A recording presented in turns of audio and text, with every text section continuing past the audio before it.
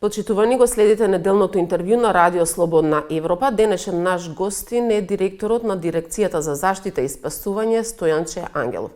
Господине Ангелов, неделава низ државата имаше многубројни пожари. Во нив има и материјална штета, но и жртви. Каква е вашата оценка? Како државата се справува со овие пожари? Пожар имаше и неделата претходно и неделата пред таа. Ескалацијата се случи оваа недела. Во еден ден имавме 63 пожари, најмалку 63 пожари. Силниот ветер, исклучително силниот ветер, кој што на моменти дуваше со повеќе од 60 км, па до 85 км, во зависност од подрачјето, направи голема беља затоа што придонесуваше за брзо ширење на пожарот, кој што по сувата вегетација, трева, грмушки, зафати неколку објекти. Со самото тоа што во наредниот ден безмалку и да немаше активни пожари, сметам дека исклучително успешно се справивме со овие 63 пожари, бидејќи толков број на пожари во еден ден се крупен залак и за многу помокни држави, но сите државни ресурси, сите локални ресурси, вклучително и голем број на граѓани кои што си го бранеа своето, беа на терен, се бореа против пожарите и успеавме да ги изгаснеме или ставиме под контрола сите овие 63 пожари. Вие се залагате за формирање на една противпожарна интервентна единица, но во моментов гледаме дека државата се справува со возила кои што се пренаменети од војнички сега во противпожарни и од друга страна е распишан веќе оглас за 400 ангажирање на 400 доброволци кои што ќе добиваат некаков хонорар за да се справуваат со пожарите. Дали е тоа она за што вие сонувавте, за што се залагате за да се создаде како одбрана, противпожарна одбрана во државата? Патот долг 1000 мили започнал со еден единствен чекор. Ова е првиот чекор, бидејќи сега во суштина, ако гледаме функционално, започнува да се формира специјалната единица за која што зборувам неколку години наназад. Во овој момент ние имаме со војнички речник две чети. Една која што веќе е формирана, тоа е оклопната чета со војнички речник, повторувам. Во суштина се работи за поранешни воени возила кои што се пренаменети во противпожарни возила. Истите се управувани во овој момент со припадници на полицијата, претежно специјалци, вешти инзворедни возачи кои што имаат големо искуство со овие возила, додека на водните топови, барем во оваа фаза, ги користиме локалните пожарникари кои што најдобро знаат каде да го насочат млазот и како се гаси пожарот. На кого беше оваа идеја? Како се дојде до оваа идеја? Идејата потекнува од неколку луѓе, но генерално најзаслужни за реализација на оваа идеја се премиерот Христијан Мицкоски, кој што лично беше инволвиран, министерот за внатрешни работи Панче Тошковски и градоначалникот на Кавадарци Митко Јанчев, кој што беше цело време логистика, вклучително и сега, затоа што одржувањето на волков број на возила е крупен залак, би рекол, но не треба да се подценува знаете, коментарите се дека се назадуваме, не одиме напред со нешто помодерно, со специализирани возила за различни терени, туку напротив се враќаме назад со возила кои што се воени, само дури некаде видов коментари, само ќе ги префарбаме и тие ќе личат, нели, црвени ќе личат на противпожарни возила. Најверојатно читаме различни коментари, јас читав коментари на пожарникари и на луѓе од оваа област кои што пак се воодушевени. Но генерално ниту едните, ниту другите нема мене како директор на Дирекцијата за заштита и спасување да ме натерат да креирам политика врз основа на коментари на обични граѓани кои што ги сакам, ги почитувам, знам дека има добра намера, но нема доволно познавање. Зошто вие мислите дека некој обичен граѓанин, при тоа може да е професор на некој факултет, но не од оваа област. Може да е некој функционер, може да е обичен работник, може да е возач, може да е било што. Зошто мислите дека тој знае повеќе од инженерите кои што работеа на прилагодување на овие возила или од мене кој што командува со овие возила? Јас ве убедувам дека овие возила драстично ја зголемија нашата моќ за борба против пожарите и ние тоа го покажавме. Во еден ден да се изгаснат повеќе од 63 пожари не е нити лесно, нити едноставно. Да, но има и жртви, ако гледаме така за разлика. Па веќе, нели, да речеме, 20 луѓе изгореа сега. Се извинувам, морам да ве коригирам. Во првиот случај За жртвата за која што се зборува, случајот се уште не е Во Ѓорче расчистен. зборувате, во Ѓорче Петрово. Жртва која што е која што ја нашле Во штала која што изгорала. Треба да се направи истражување зошто ова лице не побегнало од шталата, бидејќи ако оган доаѓа кон вас, наједноставно е да се оддалечете. Значи треба да видиме, не е жртва која што настрадала, гасејќи го пожарот. Во Паланка загинало лице кое што гасело, колку што имав информации, околу својот дом. Исто треба случајот добро да се разгледа. Оттаму доаѓаат и моите апели кои што се safety first, безбедноста на прво место. Граѓаните се добредојдени, треба да ни помагаат, но при тоа да не се изложуваат на претерана опасност, бидејќи пожарникарите имаат соодветна опрема и соодветна обука. Сега државата ќе ангажира 400 луѓе кои што ќе се јават на огласот. Колку пак тие ќе бидат подготвени за да учествуваат во гаснењето на пожарите? Какви ќе бидат за нив условите? Дали ќе имаат некакво осигурување здравствено, бидејќи знаеме дека ќе се соочуваат со сериозни ситуации? Во контекст на ова прашање ќе го дополнам одговорот на претходното. Повторно ќе направам една паралела со војна. Ако вие војувате и сте командант и војувате со опасен непријател, дали треба да бидете изненадени ако некој загине во таа војна? Дали вие очекувате дека до крајот на летото ние треба да ги изгасиме сите пожари без при тоа никој да биде повреден или да не се случи некоја друга, би рекол, потешка последица? Очекувањата на граѓаните се дека треба професионалци да се справуваат и во таа насока е зошто државата не вработува професионални пожарникари, туку ќе ангажира 400 луѓе кои што првпат ќе се соочат со такво нешто. А пожарникарите кога се вработуваат во територијалните противпожарни единици се професионалци или се граѓани кои што кога веќе работат се професионалци, се вработени. А овие дали луѓе ќе бидат вработени? Па ако вие сте ги слушале моите, мислам на јавност, тоа да се извинувам, не на вас лично, мојата пресконференција, веќе одржав 2 пресконференции на оваа тема, нашата намера е од овие 400 луѓе најпрво да поменат соодветна обука, неколку дневна, за запознавање и теоретска и практична. Потоа оние од нив кои што ќе бидат одбрани, бидејќи не сите ќе ги ангажираме за гасење на пожари, дел од нив ќе работат на превенција, на заштита од пожари, може некаде ќе чистат трева, може би некаде ќе собират гранки.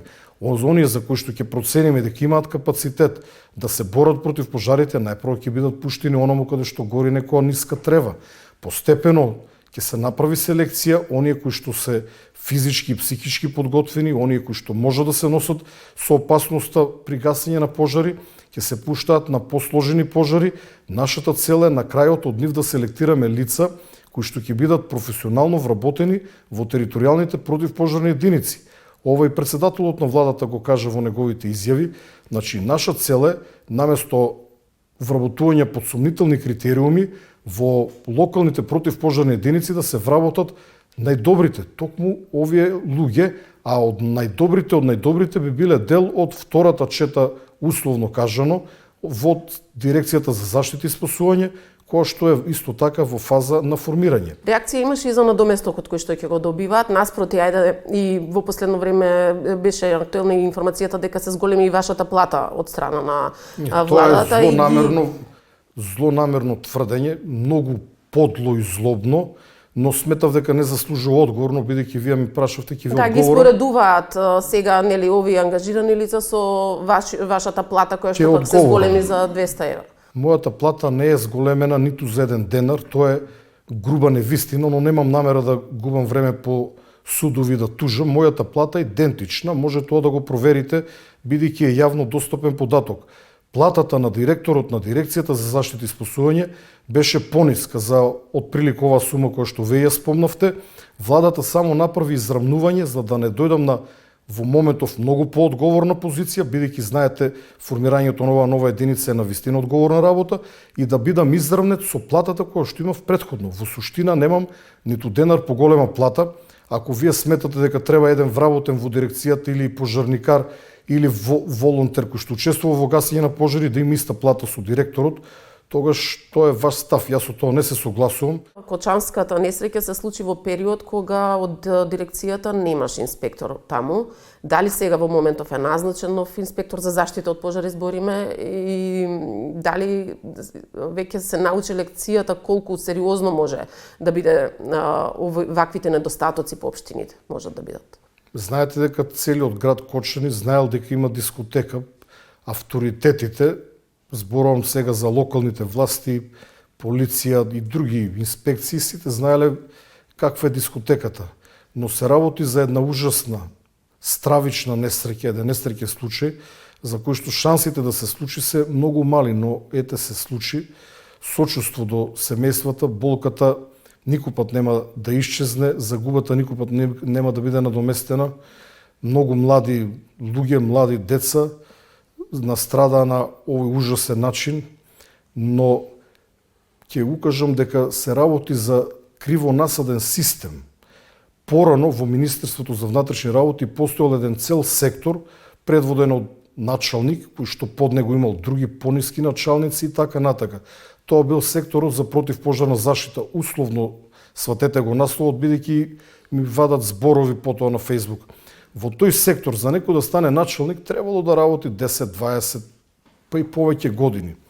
Одеднаш со формирањето на дирекцијата, политичка одлука да се извади овој целиот сектор од Министерството за внатрешни работи, Сега во рамки се на формира дирекцијата и се става директор од надвор, кој што не знал каде се наоѓа. После него била една година, после него доаѓа друг директор, кој што исто така не било таа област, па потоа доаѓа Шабан Салио, кој што останал овде 10 години.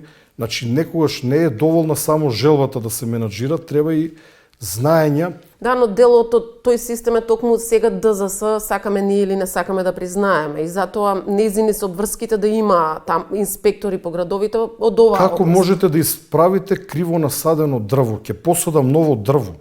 Значи, треба да се направи нова институција, која што ќе ги обедини функциите на двете постоечки, на ЦУК и на ДЗС. Треба да се формира нов сектор, во кој што ќе бидат отстранети сите детектирани слабости. А верувајте, има многу и за нив јавно зборувам постојано. Тоа значи дека сега нема инспектор во Кочани од оваа област. Од рамки на дирекцијата. Инспекторот од Виница го покрива Кочани, но видете, ние имаме абсурдна ситуација. И нашите инспектори, но и останатите вработени кои што даваат согласности за градба, доградба, надградба, пренамена на Така, сите оние што се дел од системот. Се лица кои што имаат одреден тип на образование и имам детектирано повеќе лица кои што имаат факултет за одбрана, еве ќе речам можеби има некој со земјоделски факултет и тие вршат контрола на документи испратени и подпишани од по минимум двајца минимум инженери од областа на градежништвото, градежни инженери. Знаете, тоа е една абсурдна ситуација кога некој со одбрана, тој може да е извореден, Јасно, кога не е стручен за нешто што може да е извореден поставен, тогаш студент за имам одбрана. уште поголем проблем. Но како тој ќе изврши контрола и ќе му даде согласност на некој градежен инженер кој што учел таква насока и го работи, впрочем, тоа со години и години. Ако добро ве разбирам сега, нема да се вработуваат нови инспектори со оглед на тоа што постојат очигледно секаде недостиг во сите општини, туку ќе се чека спојувањето на двете институции, па тогаш да се трансформира целата оваа надлежност на дирекцијата. Како менаџер се трудам она кое што е можно да го распоредам на начин кој што ќе биде најфункционален. Моменталните наши капацитети се многу слаби, се далеку од потребните, со прераспоредување на луѓето, гледам да ја подобрам оваа функција, но исто така ќе кажам, детектирав, иако овој збор го потребувам неколку пати, многу корупција, многу обвинувања во јавноста, кон инспекторите и кон останатите. Ги проверивте овие наводи за кои што зборувате?